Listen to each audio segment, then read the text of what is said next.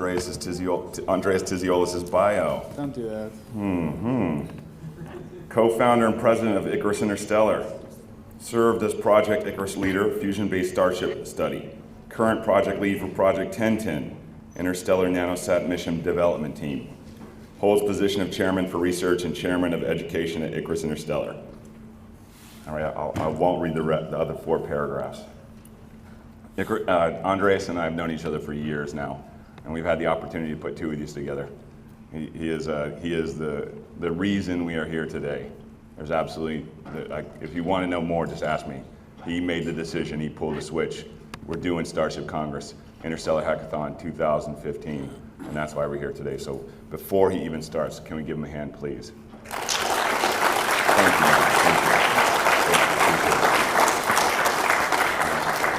Thank you. Thank you, everyone.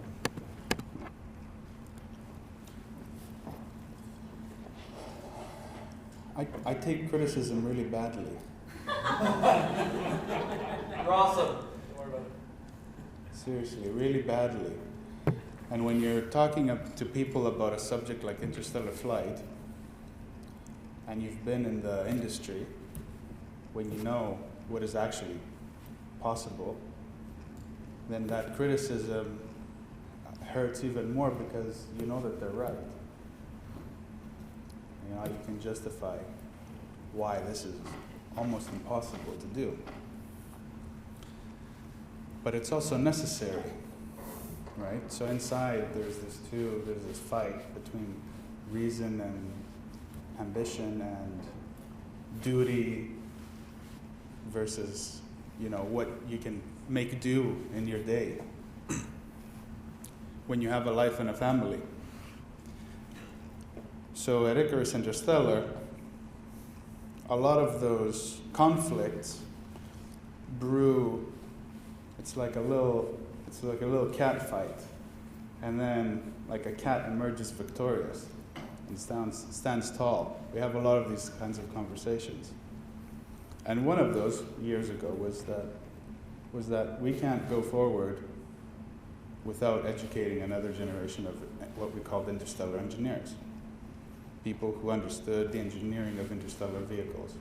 It's not the same as aerospace engineers, it's not the same as mechanical engineering, it's aerospace engineering. It has to do with really far out advanced stuff, you know, getting really comfortable with looking at physics that's realizable, physics that we understand today, and extrapolating that to engineering possibilities within the near future without breaking reason, right? So that you can win some of those arguments, so that the right cat can win the fight every now and then. So at the DARPA 2011 100-year Starship, that first big meeting, I thought, okay, so we had this conversation of okay, so how do we get this engineering, how do we get education in interstellar engineering out there?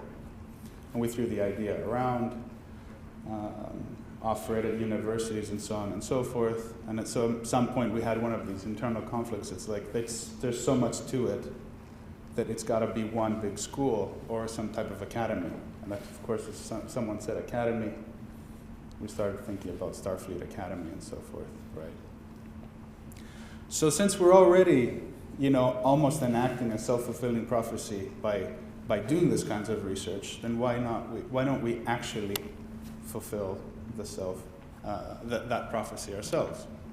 So I wrote this paper with some colleagues called the Starflight Academy, and I was going to present it at DARPA 2011. And I did it because of this guy, you know, this guy that doesn't have much of a future. There was a person in the department store the other day. I don't know how this stuff happens to me. And my son was wearing an actual spacesuit, like those orange ones. If you have kids and you've seen them at, like, you know, this various, you know, the Smithsonian or something, they have them, and it's got a helmet and everything. He's like, I'm wearing this all day. And I was like, awesome. You're 5, I want to wear it too, but you can wear it. And this lady saw him and she said, oh my God, he's so cute. And then she just dropped and said, she says, it's such a pity that there are no astronauts anymore. And I was like, if you knew that was like, that catfight started again. That was like criticism just directly towards me. And he goes home and he goes, Daddy, I want to sit outside for a little bit. And I sent that picture to Mike, actually. I said, look at what my kid's doing. It's like driving me crazy. And he puts his helmet by the lawn, and he sits back in the grass and he stares up at the sky. And I just left him there, and I was like, taking pictures, like a daddies would do. And that's when I changed the title of my talk. So I gotta come back to this topic of the Starflight Academy and see where we are. And I thought, we gotta visualize this, okay?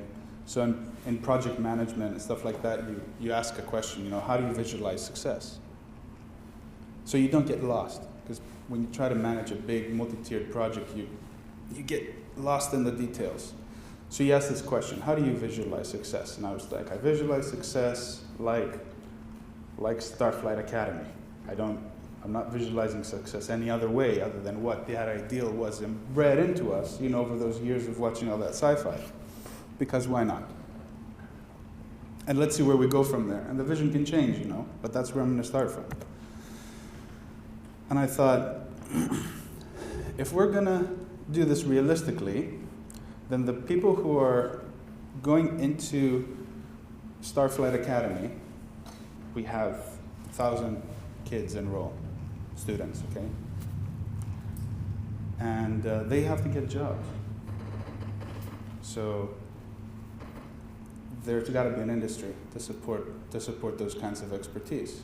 So the considerations here are what kinds of expertise are desirable in the workplace in the far-off case where their actual job isn't to build a Starship, which is fairly likely. Just like so many astrophysicists and engineers today graduate with a vision of working for NASA, but NASA can't employ all of them, can they? Nor can the European Space Agency, nor can all of the national space agencies. So they end up working in IT, they work in materials industries and other industries, right? So you have to be employable. This is the reality. I'm just saying this is the reality of the situation.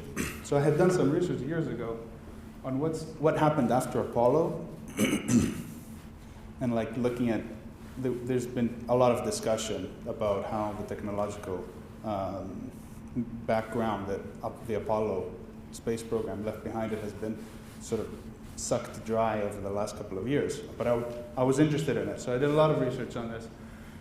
And it turns out that all of these industries that existed in the 80s on the left have slowly become consolidated, and we end up with just a handful of big corporations. So the way I interpret that is that those small companies are fast startups where they turn over innovations quickly. Okay? They compete a lot, they put a lot of sweat equity in them. Innovations hit they go into their projects, with new innovations quickly. The larger companies can't do that. Plus, they won't do that because they're trying to make profits. So the smaller companies will sacrifice some of those projects and put technology out in the market quickly. The same thing, funnily enough, is happening in Europe. And again, 4 companies, almost 26 companies end up in approximately 4 companies, 21 companies in Europe end up in approximately 4 companies. That's interesting, as in like that's about the diversity of these big corporations in aerospace that can still compete and exist before being consolidated. And I stopped at some point, like this was quite a while ago, but I think that EADS has been merged with Thales Group now. And then I looked at, what are the actual amount of people that we would, and how many people might be, what's my market? If I'm looking at this as a business, an educational business, it's got to make money to fund the research, to do better education, to have Starship, experimentation grounds and do all of that cool stuff and fund PhDs and all that all that wonderful things. How many employees are there? And I saw that the number of employees, has fluctuated, but it's going down a little bit, but it's pretty steady. The problem is that most of them are not staying in the sciences, that they're migrating into IT, and that's another thing that, and other startups, they don't really basically do their job. And that's because the market can't absorb them. So we need highly employable people that can be educated in very specific fields. But in an era where education, is taking a really interesting turn, what does that classroom look like? To start with the first question. When there's a lot of education, when the face of education is changing a lot. Okay, so right now this is not that school. Like school is not school anymore. The schools 40 and 50 years ago, that's not this right now. Because we have the internet, it's as simple as that, really. There's people that you can take courses, really awesome courses. I've taken a couple of these online, and distance learning, and various different adaptive techniques. They're highly effective, and they sort of limit you. They say, well, you can take the course, but you can't get the degree, so that we can get your money at some point. But we still want to educate you. And you know what? To a lot of people, that doesn't matter. So the question is, the challenge that this Starflight Academy has is that you want to go from the SLS that can take people at least to the moon, effectively, okay? Because I'm not going to talk about Mars or the outer planets at all. Like, I really want us to just go back to the moon before we make any more pipe dreams. To going to to taking a Daedalus spacecraft to Alpha Centauri. So that's the challenge. It's this problem transformed by 4 orders of magnitude approximately. The overall energy and material advances, I have the spreadsheet, which I've been trying to find, it's been annoying me, that says how much harder, how much hotter, how much faster, how much more energy, how much more efficiency, what I have to need from what I have what I have achieved right now to what I need in order to make it to Alpha Centauri. And it's around 30 to 40,000 times better performance than what I have today. I need 30 to 40 times better, 30 to 40,000 times better performance. I need to know how much that is. It's a really gross and kind of a weird estimate. I was like, I'm going to average this column that that's like apples and oranges and strawberries and stuff in here. But that's what it is. But the interesting thing is that that we've done stuff like this before. Like when we went from trains, for example, because we tend to underestimate what we can do over long time spans, relatively long time spans. So so the fastest train, for example, the kinetic energy that a train had in the late 1800s with the speed that the Saturn V could achieve in the early 60s was about 15,000 times better. So we have done that before. We can do that before. We're talking with Dave Weiss about the production of titanium, how much titanium was produced annually on the surface of the planet in the 20s and the 30s versus in the 90s and the 2000s. And it's like hundreds of thousand times more. Do you know titanium used to be called unobtainium?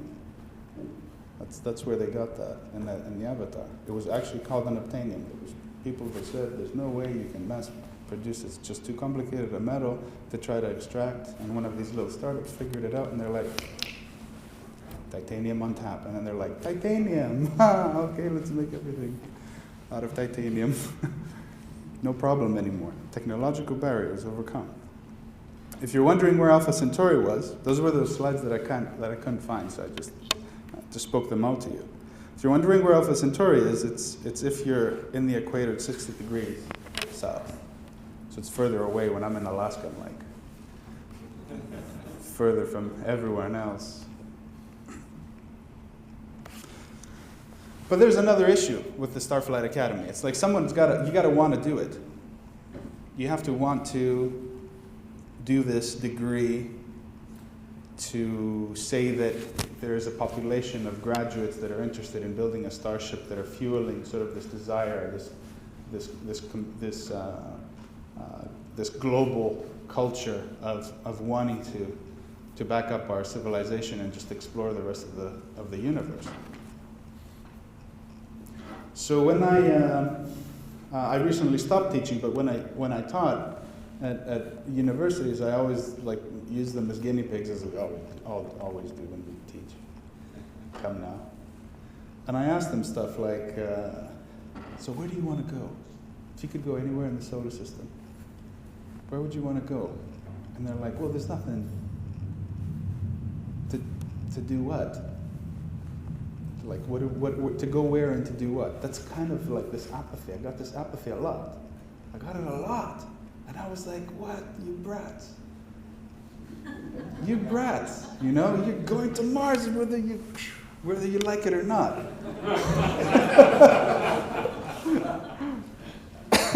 But when I got over myself,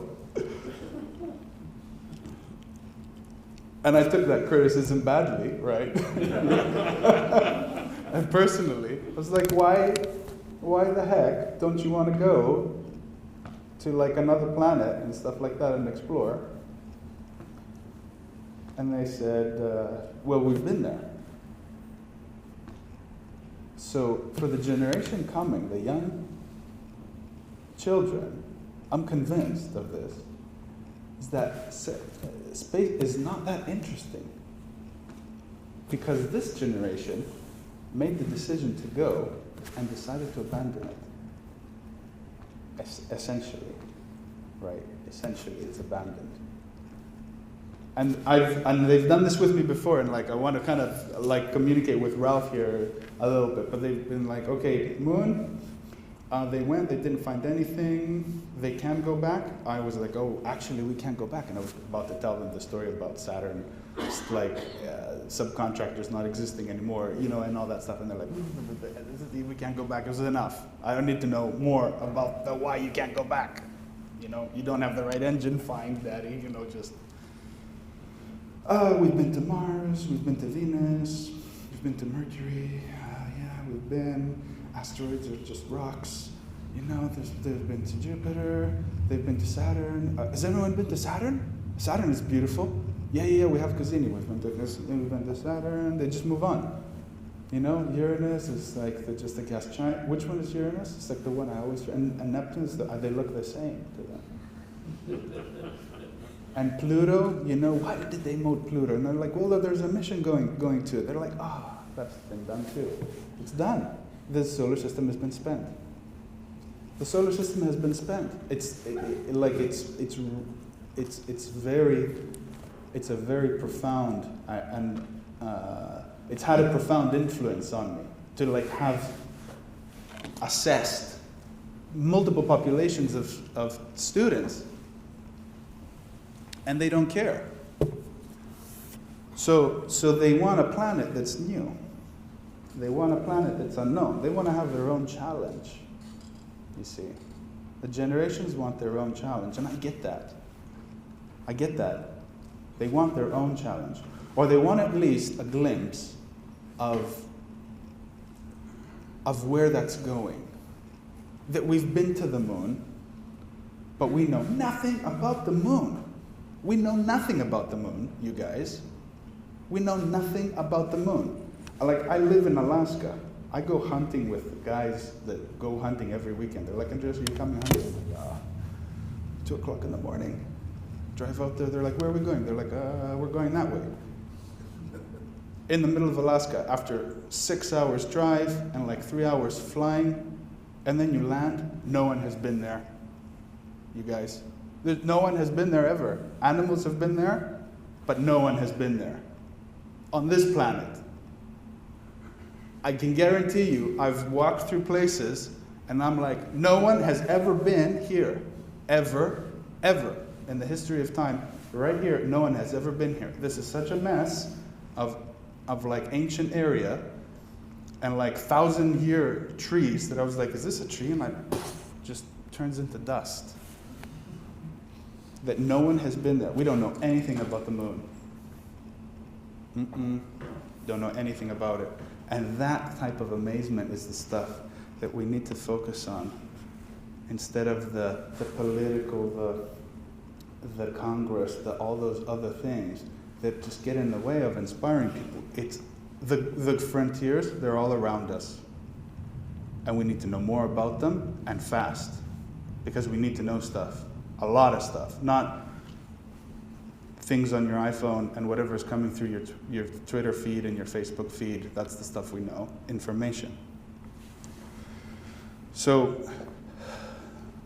you know that little piece of history that we were talking about yesterday, when Alan Bond, said when we were doing this, I wish we could have kept on going. I found that photo, and Alan Bond is back here, and I'm over here, and then here's Kelvin Long and Richard Obusi, and Martin Fogg, and Ian Crawford, and Richard Osborne, and we were like, basically, this is the think tank here that started everything, and now we're here. So what I presented to DARPA at the DARPA 100-Year Starship Conference was, like, I dug in deep, and I was like, I'm building a curriculum. So I've designed a couple of curricula because I had to in the past. I was like, this was a good one to design. This was a fun one. How do I build interstellar engineers? Oh yeah, I'm gonna put all my love in this.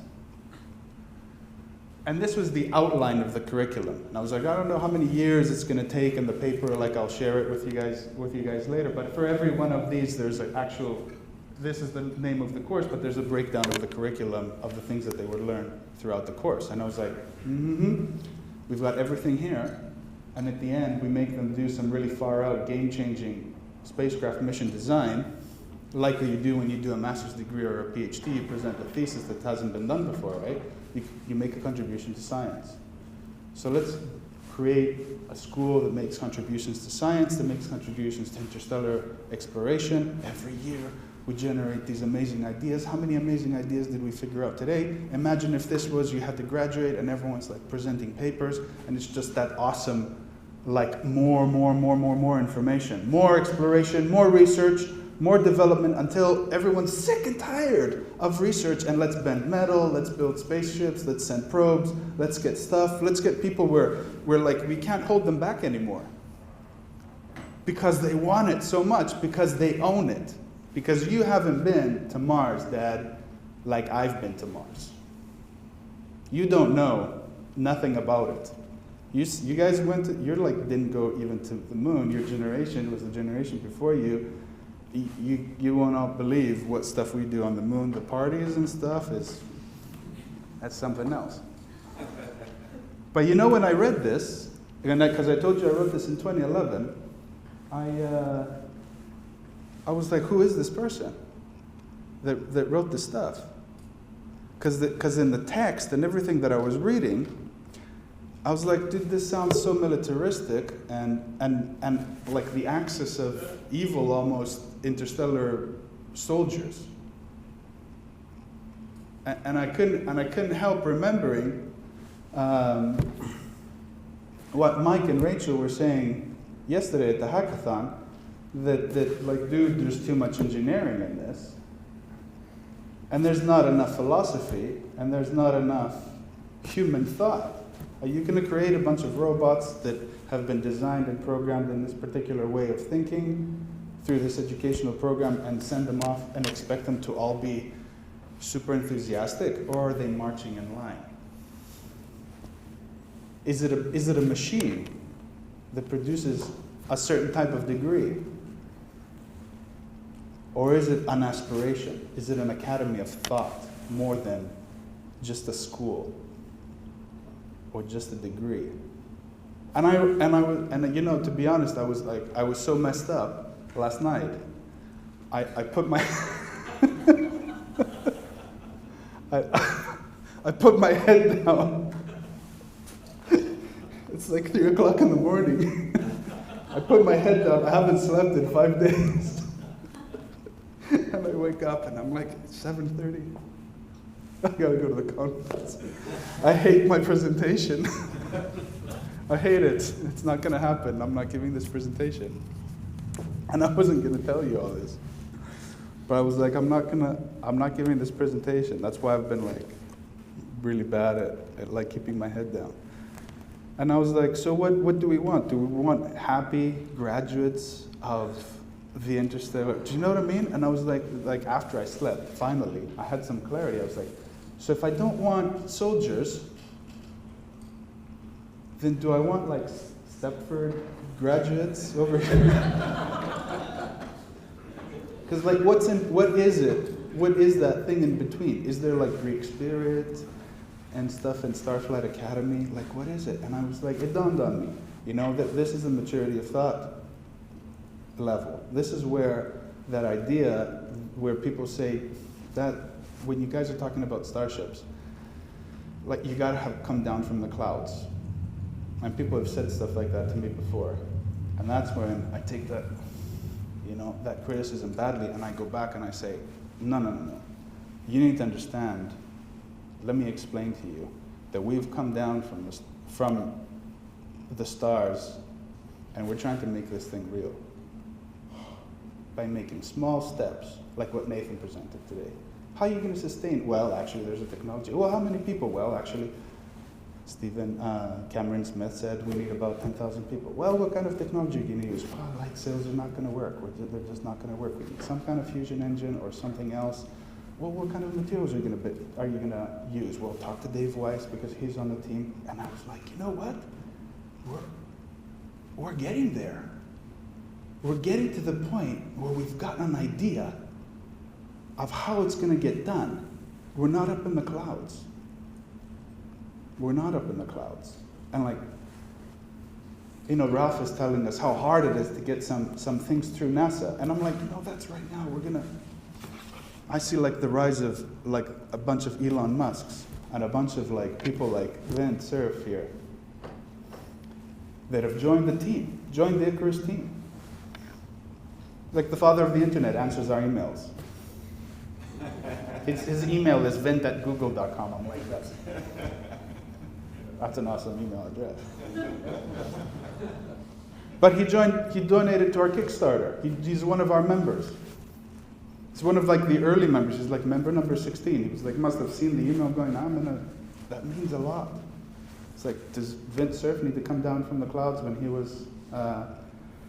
he said, we're going to make a network of wires all over the world and we're going to like send information and mail to each other? And you know, DARPA didn't say that has military applications, but it's also kind of awesome. So why don't you go ahead and do it? How many clouds do we have to come down to before we actually make some progress on things? And of course, he has another persona as well. And other people have commented on this. He is actually the architect. He's model. They used him to model the architect. And there's a lot of good stuff that you can learn, that you can pick up for people to make steps. Okay, so I was just like seeing how much things are already there. You know, you can enroll now, and I was like, is this the vision? Is this a vision that we can share, that we can stand behind, that says this is Starflight, it's all online or something? I'm like trying to experiment with some models here. Is it all online? Like, would I even go to college if it was all? I would not have gone to college, to be honest, if it was all online. Because I needed to get away from home. And my parents love me and everything. There's no problem, right? But I had some people, sometimes you're like, I need to do this. I need to do this for myself. So how do you empower someone to like, how do you build this system that's desirable? I'm just exploring all the different aspects of them. And I've recently found myself coming back to this model of this self-taught, self-created school of thought that's like so proliferated our community and our society today with the Makerspaces and the Hackerspaces that have started up. And Icarus started a Makerspace in Anchorage. So we run the Anchorage Makerspace. It's awesome. It's awesome. It's so awesome. Like I left the university and I basically made 2 steps and I was like, I need some kind of university setting where people learn stuff, because I kind of can't not have that in my life. It was just, and we're starting a makerspace in Anchorage, and that's how that happened. And Icarus will be like, yeah, and we'll build spaceships there. It'll be cool. That was the idea. So we put a thing together. And I'd like doing some research on stuff. There should be another slide here, but I like doing some research on like how this stuff is actually works. And there's a slide. There should be a text here that didn't come through of how do makerspaces work? How do people transform stuff into makerspaces? I do a lot of thinking about organizations and like the longevity of Icarus and the longevity of interstellar flight, and study how churches are successful and so on and so forth. And there's this there's this crazy thing here. This woman, Lauren Smedley, she's was called the library killer. And that's crazy. This is one of the first articles that I read. She's called the library killer because she started a makerspace at a library. Lauren Smedley started the first makerspace ever in a library. And I was searching, for how do you start the first makerspace in your city and your first sort of thing. And I stopped, and I've talked to her, a little bit. She's she's a great sport, and that's not. She's not called the library killer anymore. Although some people that know call her that still. It's interesting. But where that rings true is that this is something that made sense, but that there were strong opponents to this. That's what I took away. I was like, Starflight Academy, where we're going to train people in really interesting stuff that's going to make them successful in their life, now, regardless of whether or not they work on a spacecraft, might be something undesirable. Might be undesirable. The university killer, or the degree killer, or the... What does that mean? But that hasn't stopped the evolution of these kinds of places, right? Like, makerspaces are thriving everywhere. They're building cool tech. Icarus donated to, pledged to this Kickstarter that was the ChipSats, a couple of years ago, and we had a beacon that was going Icarus, Icarus, Icarus, Icarus up there apparently. Until it burnt into the atmosphere about a month later, but it flew. That was kind of cool. And ever since I was like, now that we set up the makerspace there, I've been trying to get, because there's a lot of organization obviously that goes with it, I've been using it as kind of like a microcosm to explore how this big Starflight Academy thing can go, because there's all this diverse population there. And Anchorage is kind of like, you can imagine, it's kind of like a hardy area where people people really like the stuff that they like. They're not really into space exploration. I haven't found that contingency of people there to really pursue that. So that's interesting too, take a diverse group of people, and how many of them can you convince that this is awesome and you can do it? And they like the fact that they're part of Icarus and Interstellar, but they don't particularly want to do a lot of spacecraft stuff, but they didn't at the beginning. This is the thing.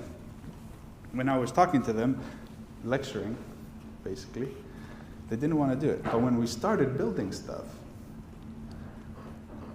everyone wanted to be a part of it. So this is not really a CubeSat. It looks like one. It's like 6, 8 PCBs that instead of putting on the table, I folded them so that they look like a cube. And I've been calling it a CubeSat since the first time I built it. And people walk around and go, it's a CubeSat. It's got a little radio on it.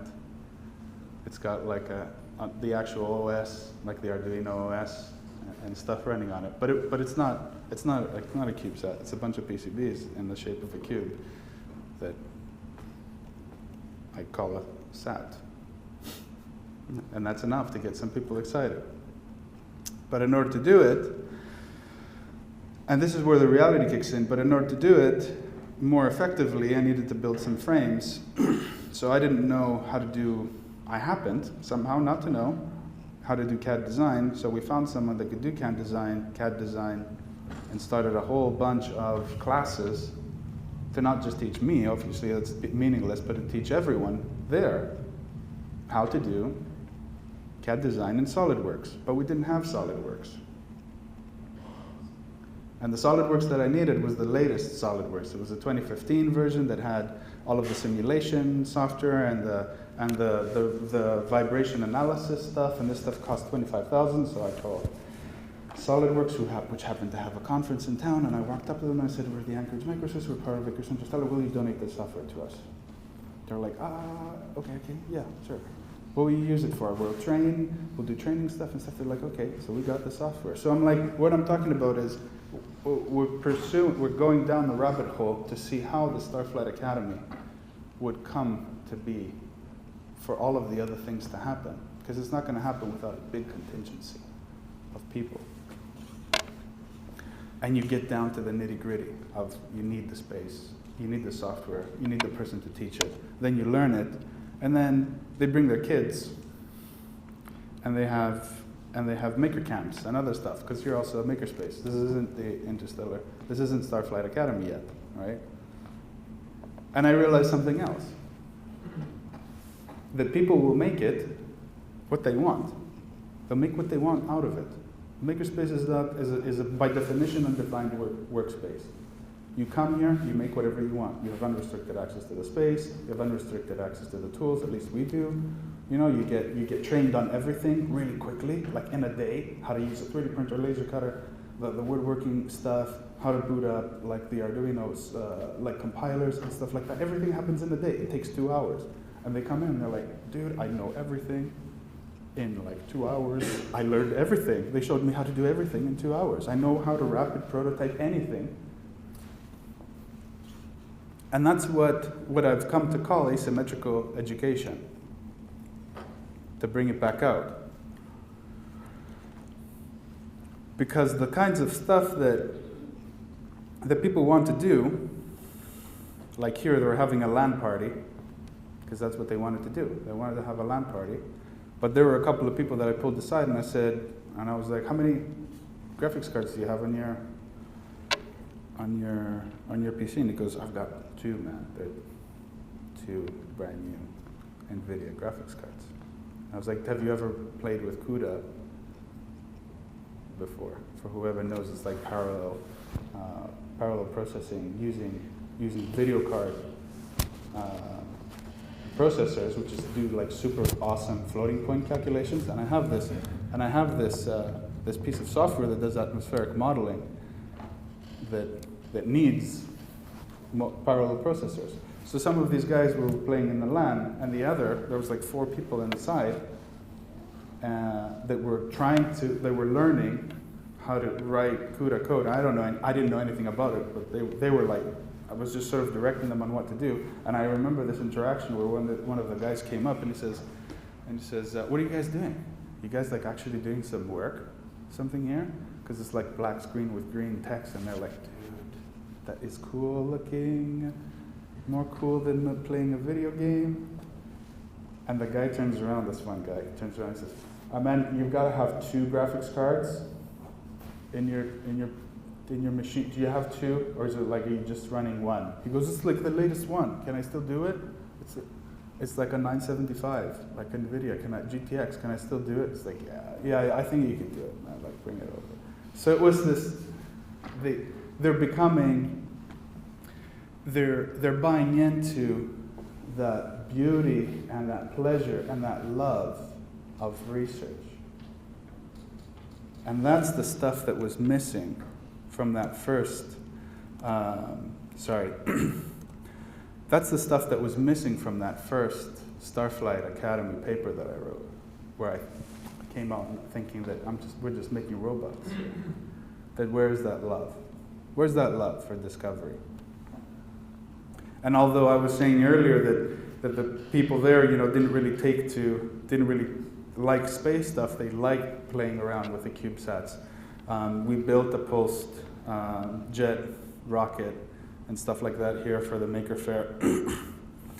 We've been doing some, we keep on missing it. Like everyone wants a CubeSat frame, so we just cut them out of wood. They're not going to go into space. And, we put together like assemblies and stuff like that. They're far from being integrated, but people are playing around with stuff.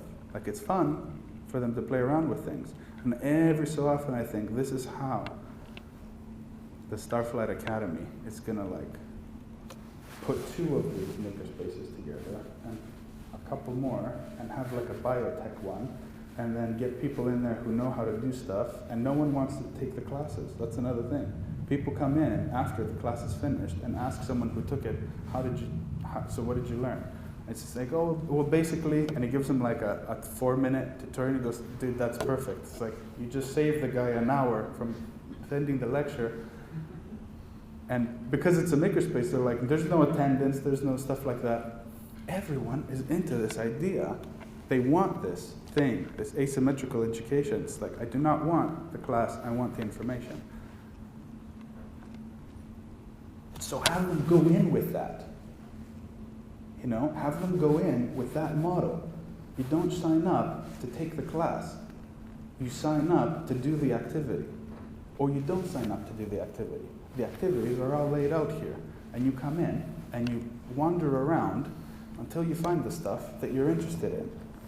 It's like education and the way that we've structured education, there's competing schools of thought where people have applied really advanced teaching metrics with very special curricula, advanced immersion.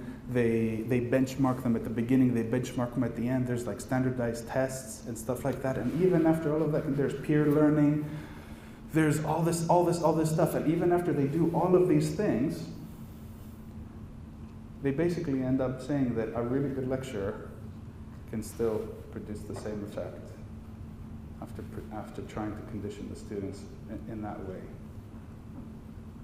But the best effect is to let people learn from themselves, learn what they want to learn, make them want to learn what they want to learn. So if you put this big tag on top that we're building a Starship, the writing on the wall is there. It says, build a Starship. So if you're sitting around there messing around and you're relaxing, open your eyes and have a look up at that big banner, back of the huge classroom warehouse that says build a Starship. You can shake it off and get to work. That's cool. That's what I think is cool. And this is where our little CubeSat is right now, with some birchwood frames and stuff like that. And it's taken off of the mission analysis that we did for Project 1010, which is an interstellar CubeSat design, which we did a couple of years ago, which we need to pick up the work from.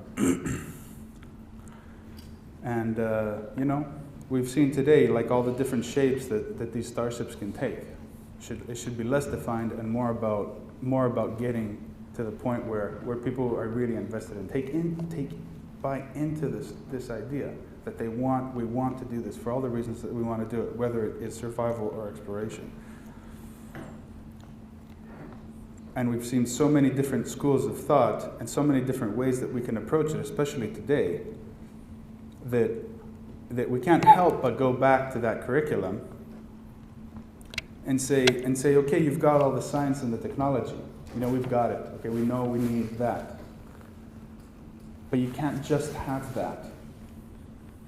And that's something that Rachel, especially, and Sarah Jane Pell in 2013 really awoke in me, like this attention and this appreciation for the arts, which I didn't have. I didn't have that. I was like, there's a piece of art over there, I'm going to cross the street, go the other way. I was not interested. I was not interested. But now I'm very interested for the fact that it's the best type of fuel. Harnessing that engine that gives you pleasure for discovering things. Because you can build a machine and it won't work 9 times out of 10. But you can create a piece of art and it's always right the first time. So we need to add these kinds of studies of art and anthropology and future studies. And that's where I am, like from having woken up half an hour before the conference to that. There's no one solution. The same things that we were saying about Icarus Interstellar. There's no one path to the stars. There's no one way to build this Starflight Academy. It needs to be more, because it needs to be something very specific, something very special. And it has to be special to everyone, so that you can convince yourself and go for it with your own ambitions. Until we get to the point where we can build the Starship and it becomes something that we're all proud of. Any way that we want to visualize it. We can visualize it in any way we want. Anyway, this is Sarah Jane Pell, which was very tellingly, gives an almost Icarus-like wings underwater. She's trying to imagine what it's like to be in space. And something that I'll never forget when I was researching how would we bring about this interstellar era. In order for these things like the Starflight Academy and stuff to make sense, okay? Like we can pop things out here and there, but is there like maybe this is the fire, right? The kindling for the fire that starts it all. So I look back at how it was done in the first place, and it's an interesting story, okay? And I know I've gone off by like 20 minutes here, but this is an interesting story. So there's this guy called Lloyd Berkner. And this guy Van Allen is really into rocketry, and he wants to do atmospheric sounding in the ionosphere by sending these rockets, but he's got to go around the planet. And he can't go to South Africa, he can't go to Australia, he can't go to the middle of Europe, he can't go to Russia and China and launch these rockets where he needs data, because he was launching rockets up into space, and people were scared. They're like, you cannot come to my country and launch rockets around. So he had this problem. And Sidney Chapman was the mathematician, which was basically saying, you need to do those experiments with those rockets that you got, and I'll be able to figure out the model. We'll put it in this mathematical model, and we'll figure out how this ionosphere works, if there even exists an ionosphere. But they thought that it existed. Maybe it doesn't. We don't know. We need to do the experiment. And this guy Berkner comes around and says, this is very of great interest to me. So they go over to Van Allen's house. It's like this townhouse outside of New York, goes the story. And they sit down and they go, okay, so I got this idea, okay? In 1902, there was this national polar year. It was this year that they said, we're going to explore the Arctic. The whole world will explore the Arctic, okay? It's the polar exploration year, and I forget exactly what it was called right now. And we'll make a big deal of it. We'll get all the scientific communities around the world together. We'll make a big sort of scientific party of it, where the poles are open for exploration. We're not going to drive tanks and stuff around. Everyone there is got a free pass to go and explore the poles. Drill, mine, do whatever we want. We're going to figure out what's in the poles, north and south. And most of the exploration of the poles, we discovered most of it during that time. And he goes, I got this idea. Okay, get this, you'll love it. We're going to have this International Geophysical Year, during which we'll say we'll explore space. All of the countries in the world will explore space at the same time. It'll be awesome. So you can launch whatever rockets you want. I can do whatever studies I want. I can go around the planet and talk to all these other scientists to compare notes and stuff like that, so we can get these ideas down. And it was all because of the ionosphere. It wasn't about spaceflight, actually, because they weren't sure whether or not that would happen at all. It was about the ionosphere. And Van Allen, of course, discovers the radiation belt. Chapman gets a Nobel Prize. And Berkner becomes this really famous guy. But in order to do it, they positioned themselves. Like Van Allen became the chief scientist for the Explorer missions, which was basically in charge of all of the hardware that would fly during the geophysical year. They had to be audited by him.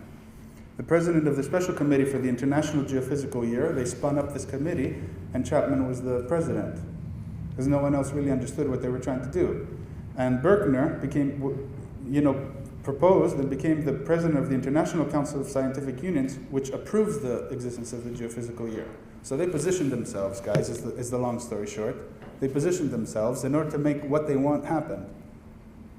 It didn't just happen. Space exploration didn't just happen. It was, you can point your hands at these three guys who wanted it bad enough to make it happen. And that's how I see these conferences. That's how I see Icarus Interstellar. That's how I see our will and our desire to explore deep space, to do all of those really, really far out stuff. Someone's got to take a stand. Someone's got to want it enough so that everyone can get it. And that's why we're here. Whatever that may come, whatever that Starflight Academy might look like, what we need to do is just build the Starship. Thank you.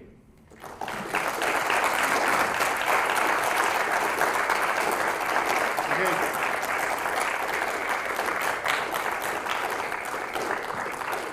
So we got to give credit to Ajmal Youssef. My Ajmal, God, yes. man. I mean, no, we have not mentioned your name this entire Ajmal time. Youssef is the faculty representative for the Drexel chapter. None of this would have happened without Oh my God, there was Yeah. chaos all the time, and the man keeps this cool, like, oh, it's okay. Everything is okay. Yeah. Oh, we can do that. We'll call somebody. It's just like, wow, Someone everybody's did that for losing their minds. For months, it has been like that. Dr. Youssef, thank you very much. Thank you. Thank you. Thank you, Drexel University. Thank you, Drexel University, for hosting us. Yeah. And The Drexel chapter. the Drexel chapter people, and David and Damien, those guys. David and Damien, the founder and the current president of the Drexel chapter. Everyone, really. Yeah, Thank the whole you so chapter has much. been amazing. The work that they have accomplished as fresh, some of their members are freshmen, and it's ridiculous. How much work? Yeah. How much work we had them do? Is this on? I mean, I never, when I was 21 or 19, I was just getting out of comic books, honestly. So they're way ahead of the curve. No one was asking you to do cool stuff, interesting things, though, were they? No.